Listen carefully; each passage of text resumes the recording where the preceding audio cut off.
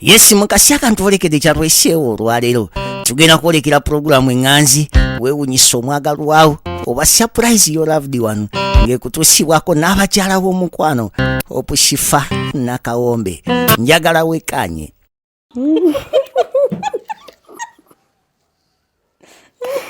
naye mwe naye bannange soko weyanjuleko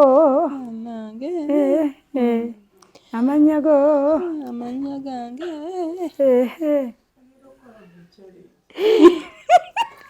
batya amanya go omuveeko oli naawe okuba yafumba capati erina amadinisa n'odiiro n'enzigi ng'erina amatu n'olubuto misinga capati ze zampomera soko tubuulireko gwani atubuuza kozi gwe wagamba already you are known no need for introduction bane mugamba mki ngambye ntya mugamba mutya that's what I meant mugamba mutya balungi abatulaba tuyingidde wano ku YouTube channel yawunyisa omwagalwawo surprise your loved one. Yes, we have this special edition ak'okuba nga tujja wano omwana akaabira ki nga gwatera omusu n'otudde wano nze sisuna mwana yakuŋŋamba bamuleete waneeno tulabe gwanakkiriza gwagaana yaba musuna era lwakuba olabye tuli ku bwangu tujja kikola tulabe naye nga bane mbajjukizaako nti Hypex Studios bali Busabala Road awo Najja Nkumbi ni Jacobins Motel. Yes, be bakuba ebifaananyi neggwe baaninkubye ebifaananyi mu kagoye kano aba Hypex kalabika bulungi naye akagoye kano abadde lwa Rashid imuko omulumye kuba yayagadde n'okukuba yalukanyuze kati omwana n'alyoka avuma obusiraamu n'agamba ye bino byakikadde kati abantu we batyo boolina kukozesa bikolo netulyoka tujja akagoye omusajja n'asasula ssente n'agamba tujja akagoye ku Hosh Fashions. Kolamu kagundi ka 360 anti ke kano nkyuse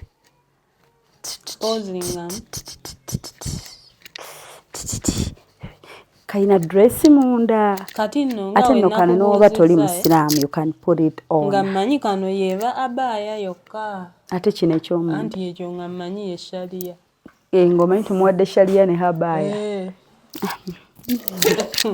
so from Hosh Fashions era bingi byennina Hypex baninkubiddemu ebifaananyi muno Rashida yagambye ebyo nze sibyambala just gwemu yino munange yabadde ne kafiga buli kintu abaako n'ekirungi musajja yatuwa ssente aba Hosh Fashions bakudizayiningira akantu kano alabika bulungi alina kayina dress munda yino kano kateekako buteesi so kitegeeza omanyi yabadde afunye engoye 2 ate ne kano kandinyumye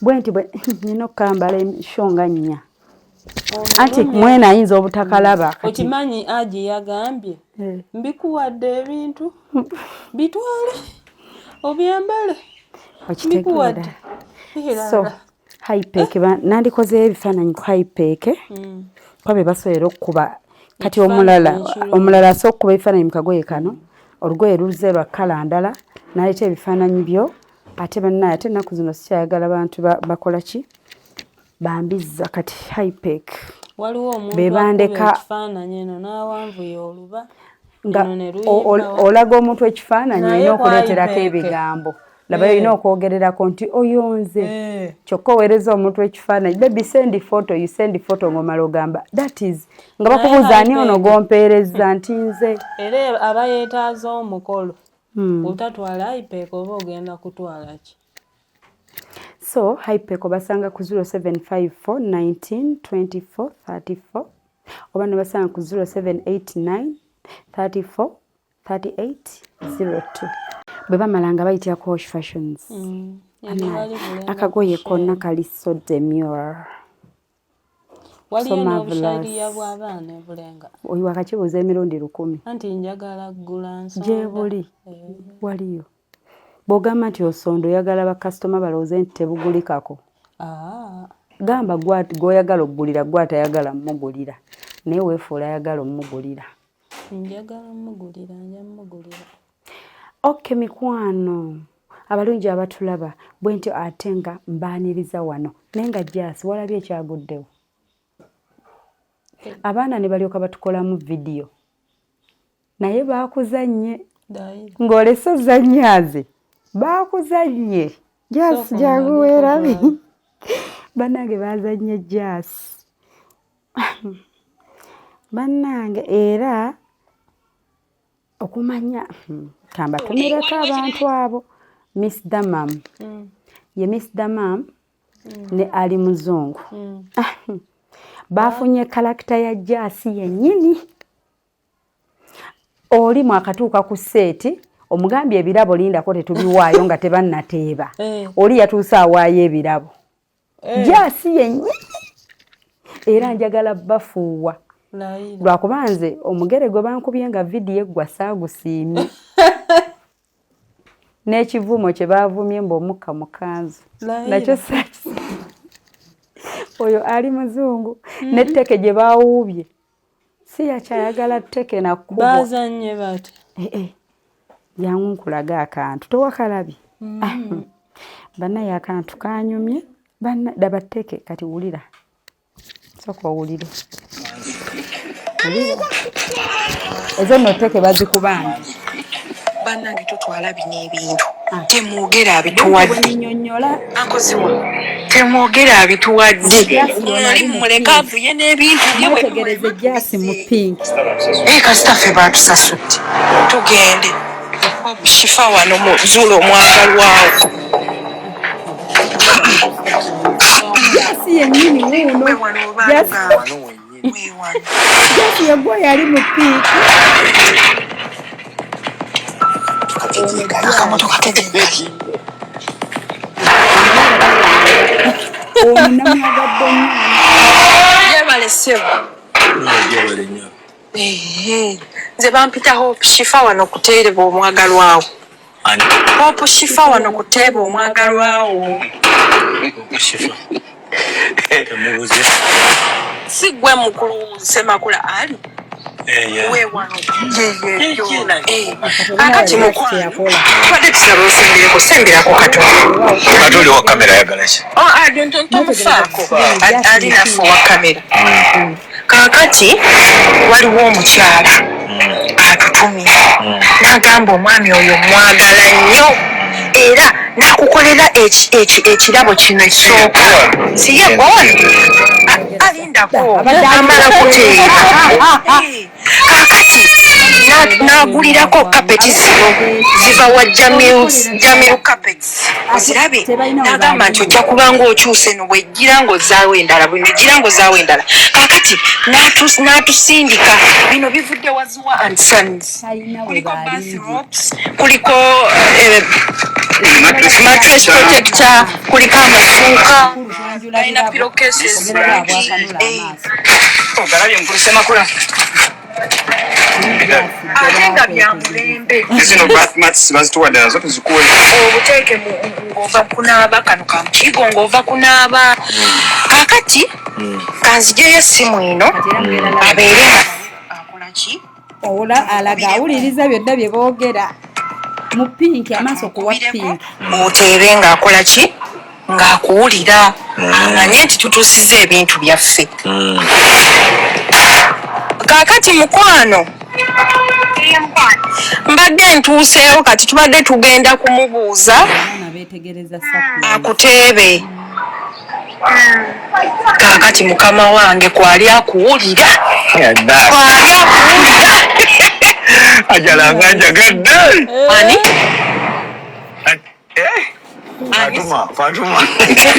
Fatuma yalikole oyo Fatuma Aisha wakusatu Aisha Mariam anedda ajala tubidde kwani omutuufu kati tugende naani mukwano mumpe kajala wange ajala amanyi nnyo tumubuuzizza amannya gonna ndowooza ogawulidde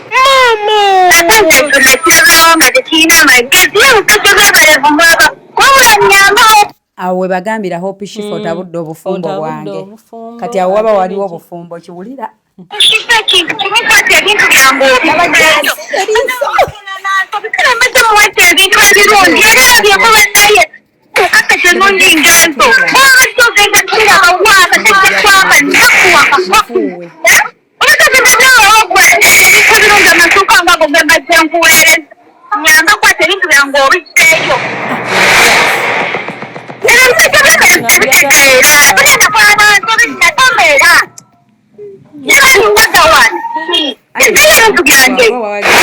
ndowooza bwe nali mukwana yabayita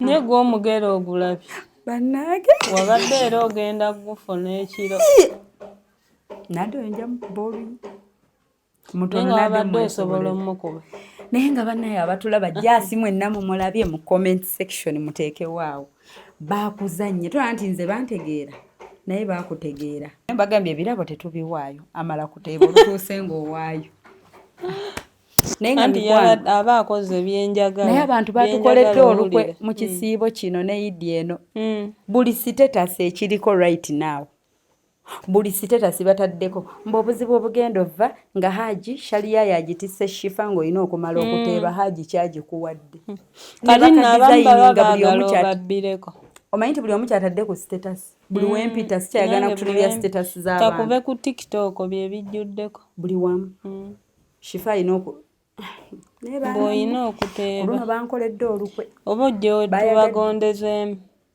muyiyo gy'ogenda otandika onaabagondezaawe anti awo akalimu mba nkabbye mbagondezeemu anti mune wajja okuva wajja olwanisa omulimo gwange oba kati tugambye towaayo birabo otuusa okola ki mbusiyo gwe wano naye jasi weetegereza abantu obateereyo bulungi tuba tuli ku bwangu kuba nze mba mansoose n'ensoma embeera nti kati wano bajja kutukuba ntuuka n'embiwaayo nenneesega n'enzira ebbali kati gwalemeddewo omugere ogulabye naye ngaebyo byonna nga bikyali awo njagala kukolerayo ka surprise okaagala oyagala kukolera surprise wow jasa ayagala surprise naye nga mikwano mwebale kulaba mwebale kutwagala ogenda kampaddi leero okaagala leero wonna jasa ayagala surprise jasa ayagala surprise naye sinze nti kati nze siteeba ogenda kuteeba naye otegedde era nti nze agenda ogikolera it's okay eno yo yange eno nze agenda ogikolera ne kandabe wano ayina ogiderivalinga tulabe oba mufuna bwe mba simufunye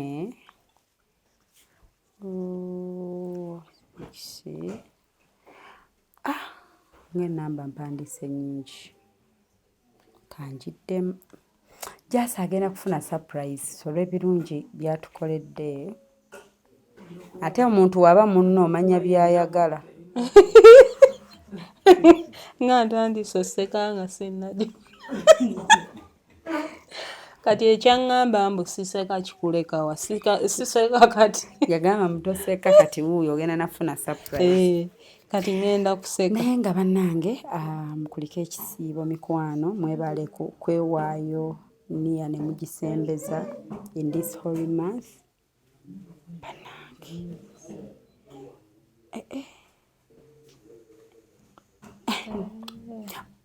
hello yes hello gyebaleko nnyabo najera mukwano kale oyogera ne Hope Shifa wa surprise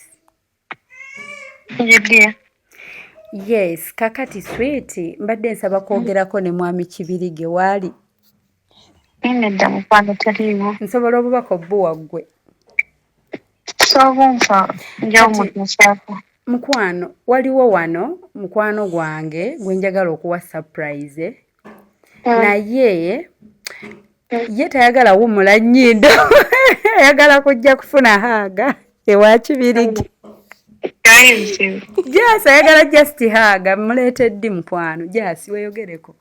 Tuli mu show ne yawewunyisa omwagalwawo naye nyina mukwano gwange. Mbwe ekirevu kya Kibirige kimunyumira n'engeri gy'agamba mat sirikawo it's okay bijja kuba bulungi. Jasi weeyogereko mukwano. Olabye we nkutegeera ebikunyumira.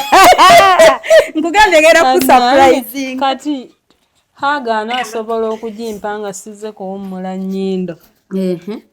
Ojja kujaaga jajjikuwa. Nsasula. Tosasula naye akuwa kati yabadde taliimu mu ggwanga.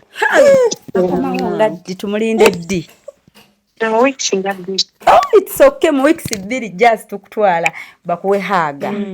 Kale mukwano bambi thank you bale kwogera bulungi namba tugijje ku TikTok. Mu week bbiri zokka jasi. Kane wafuna boss akutegeera. Oh my bye thank you surprise yange iseemu inda week bbiri.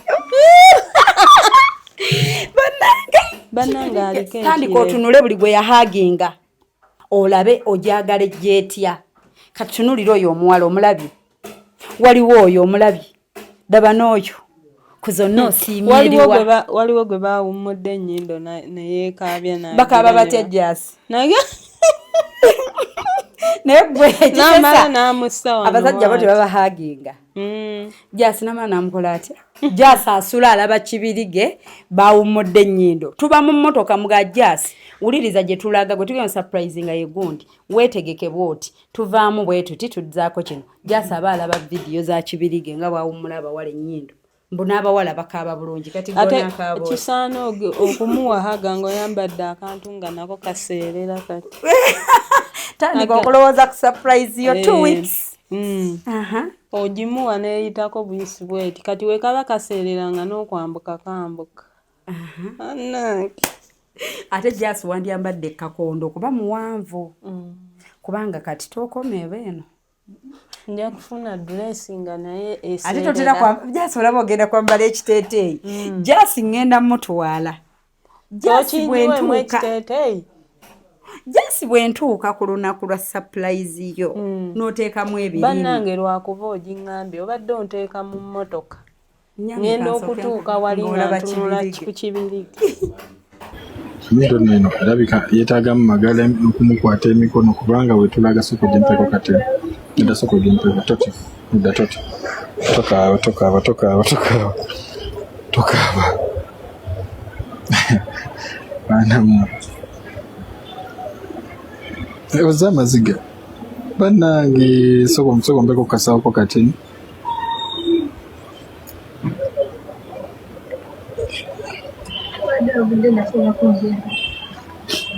Soko gye.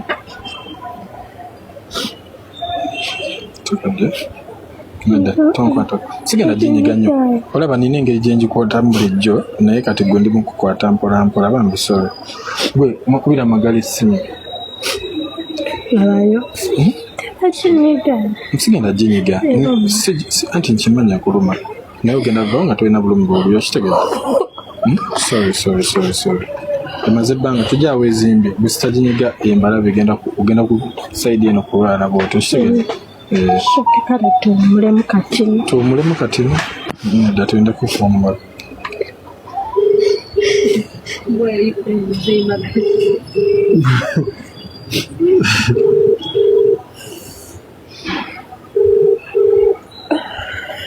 Ndeka ndi mugikwata mpola oshegedde. Soko jangu omusayi mungi jangu omusayi mungi tokwatako ndeka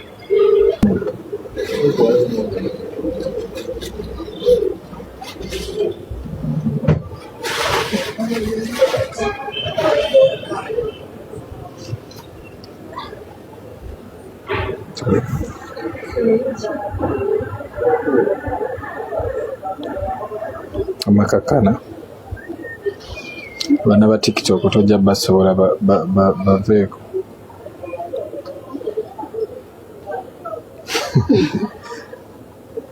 Kiriwo kyangu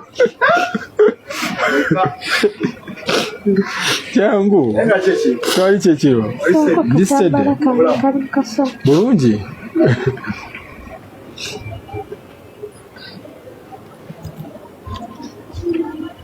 Olaba musayi gukudde mukoto nteremu ka spirit.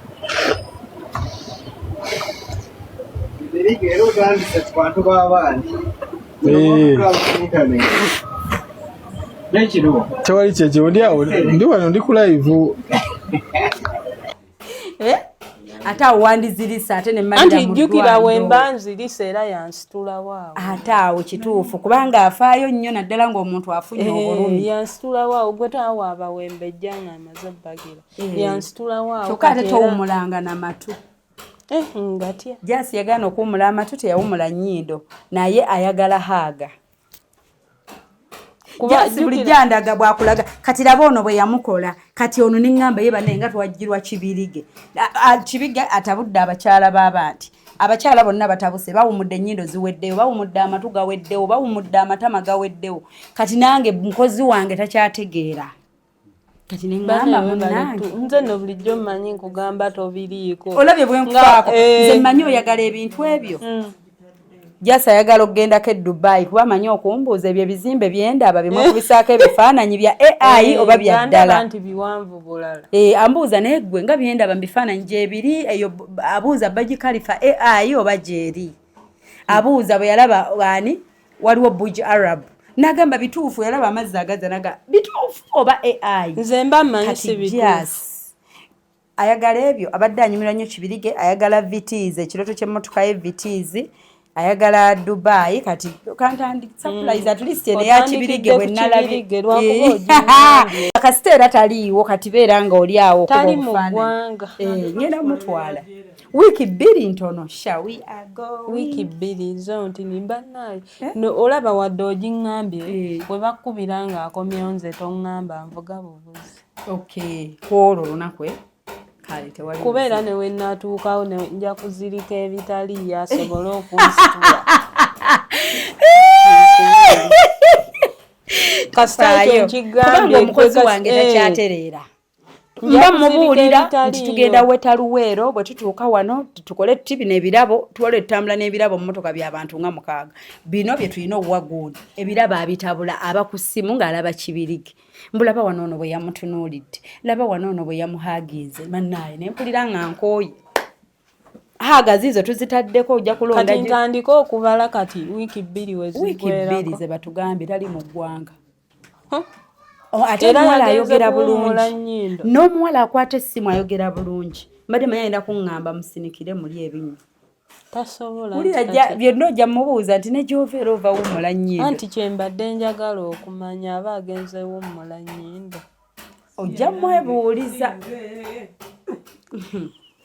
ojja mwebuuliza bannanga nkoze bubi obadde oyagalirawo kati mbadde njagala kati era mbadde manyi bwe tumala essimu tusituke tugende si bye bino kubanga olaba wemba nzirise agamba ngenda gifuna bulungi kati ekitegeeza kubanga ye mulungi mu kuyiga kuba kati wanene wengenda nga ndima nja kugira bugizi nti nga gye jasemanda we yaŋŋamba naye kati wali erinja kuzirika ngwewe nti ate omumanyi olumu wemba nzirise ngira nti nempanika amagulu aŋŋamba ngenda kuzirika ku luno kyeggamba abazirise naye ng'amanya bwe yazirise so abalungi bwe mubanga musurprisinga abantu mubawe bye baagala ku mitima so si mmwe bye mukola ki bye mwagala nze kati Jasi mumanyi kati oba kujjawo keeki njya buli lunaku keeki ozirya buli lunaku ŋŋambye Vitizi sigisobola mu budde buno sigisobola nange nja kukolera ky'oyagala naye kyalulala ate nze sijja kigamba neŋŋamba nti mune keeke zaaziryanga ebimuli tubibaamu nandikoze ekimuli ky'essente siyina ssente Vitizi sisobola ate baŋŋambye mbu sisasula ŋŋambye kanneeyanjula enkozeseza erinnya lyange tutututu nti ono kifa wa surprise agambye tetusasula towulidde agambye ekisokke tetusasula nalaba waliwo ne buluumu ennyindo weekuluma ennyo mwe bakuteeka okakasa kati kebajja okuteekamu ng'ozirise nange ndaba okukifunamu ennyo zirika nina kwefuula tuyinza osangawo layini kigambye nze baba bampisaawo kasita okiŋŋambyeko nneme kutya nnyo oleme kutya eggwe era we tutuuka wali n'opaakinga ng'omugaano gwendeese tagiridde mu mmotoka oba nkoze ntya tozirikira mu mmotoka tumala kuyingira mu dduwe awo ku mulyango neŋŋamba muwa akakondo tamanyi kukatambuza naawe ku lwakibirige mba nalaba kibirige enda kayi wabula jasi tugendera mu kakondo akakondo ako kalina engeri kanyuma kuba kati ezo wiiki bbiri ate baba bagikuwa tokalambala oti obanga asimbamu obugere bwoti nga sigenda kalambala nti nze nkugambye okugifunamu obulungi kuba ajja kunsitulawo wali ndebere eddala bwenti jjukira kusitula akuteeka wano kiwedde bala nnaku naye wengambye nya surprise yo badde okisuubira nze nabagamba n'omuntu aninaanye wano nsobola omusurprisinga ku lusegere olabye sikisuubira ate baneesinga mpuliridde waawe eddoboozi ly'essaawa nange mbadde mmanyi nti banaamutuwa naye taliiwo ate eddoboozi ojawulira eddoboozi ne haaga kubanga bannaaki omukozi wange nange abadde takyatereera twajjirwa kibirige haaga jasi nakulaga haaga nakulaga eno nakulaga eri naye nga lwaki tetubasiibula balinde tujja kukomawo nga jasi tumukwasa surprise ye sikyo olina kyogamba ekirala konkoledde ekyo nze n'ebigambo bimpeddeko mbadde sikisuubira obadde kisuubira bannanga abatulaba mwebale kubaako we love you so much kampulakitisinge wezi bakwogera batya keeko katuufu kati pulakitisingi pulakitisinge bwe kati keeko practicing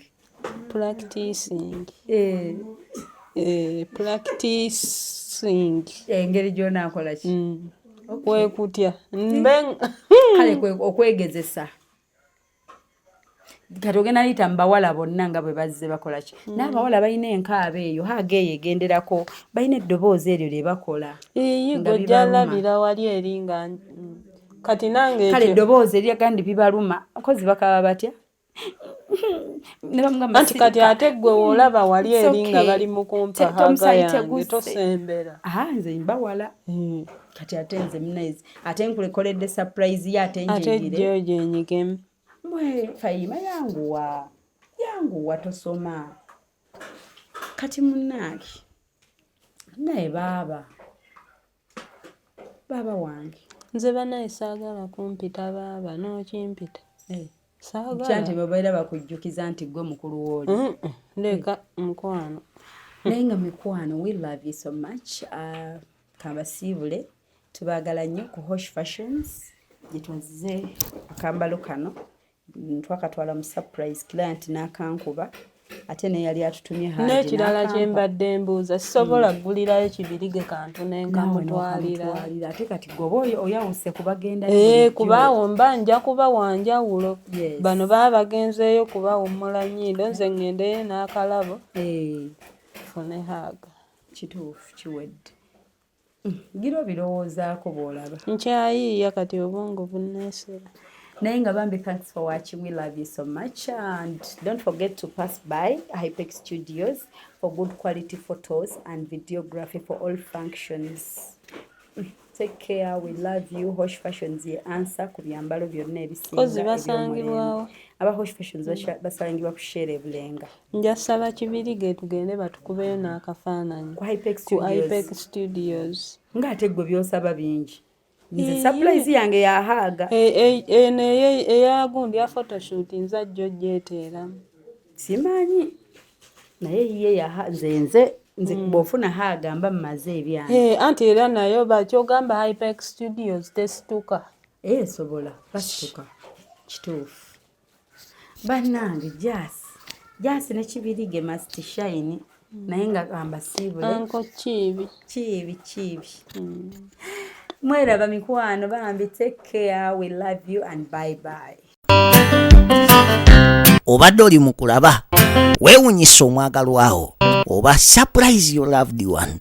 Nina Abagereka w'omukwano Hope Shifa Nakawombe. Tusisinkane nate.